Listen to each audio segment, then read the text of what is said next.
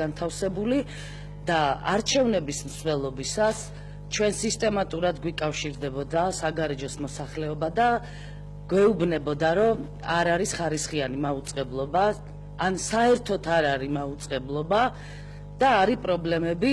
პრაქტიკულად ჩვენ ვიხდიდით თანხას პოლიტიკურ რეკლამაში, რომელსაც ამომრჩეველი ვერ ნახულობდა, ანუ იზღუდებოდა ინფორმაცია საზოგადოებისა და მოსახლეობისათვის.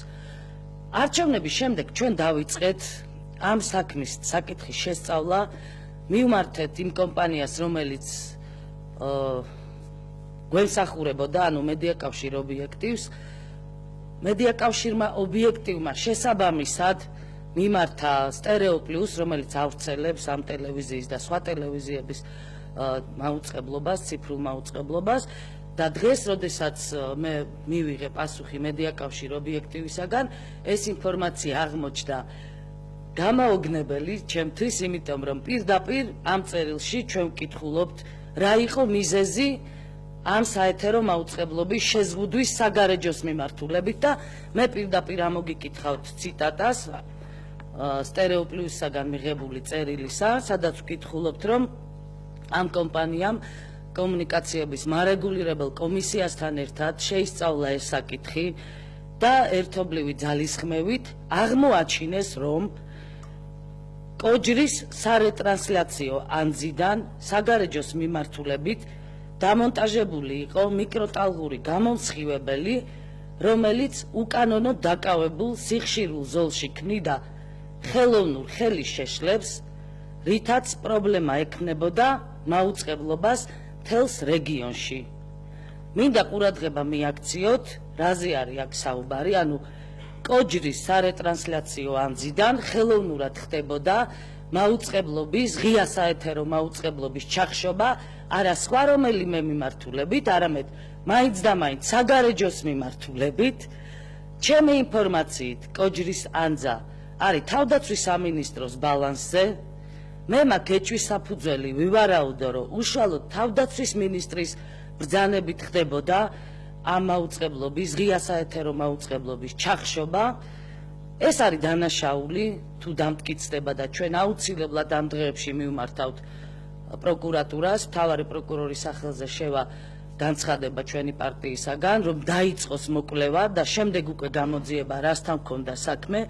პირდაპირ შეიძლება ითქვას, რომ აი ამ წერილით დადასტურებულია ეგრეთ წოდებული უკანონო ჩახშობა ტელემაუწყებლობის. აქ საუბარი სხვათა შორის არ არის მხოლოდ ობიექტივის მაუწყებლობის ჩახშობაზე, ვინაიდან ჩემი პოლიტიკური რეკლამა განთავსებული იყო ობიექტივზე, მე ამიტომ დავინტერესდი ამით, თორე სხვა ტელევიზიებსაც, თქვენ ტელეკომპანიებსაც იგივე პრობლემა ჰქონდათ შექმნილი, ანუ ღია საეთერო მაუწყებლობა ხელოვნურად იყო დახშული.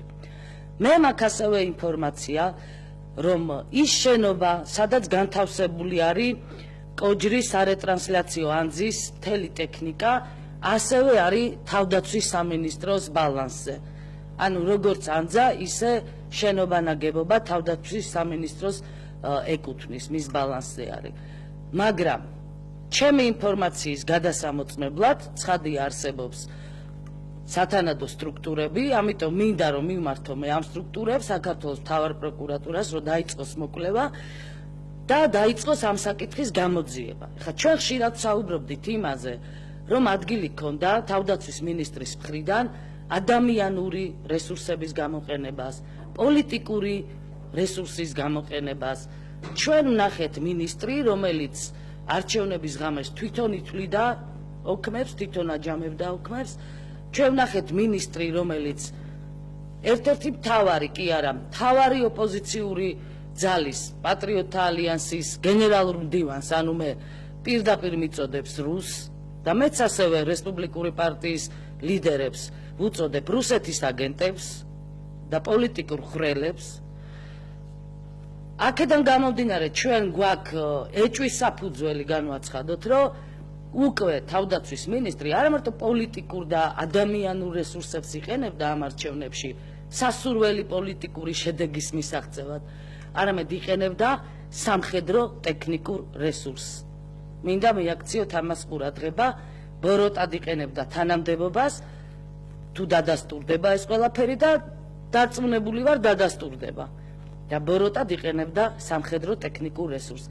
მე არ გამოვრიცხავ იმასაც, რომ თავდაცვის სამინისტროს ბალანსზე არსებული ტექნიკური საშუალებები გამოყენებული იყო მოსმენებისთვის, თვალთვალისთვის და პოლიტიკური ოპონენტების წინააღმდეგ საბოლოო ჯამში.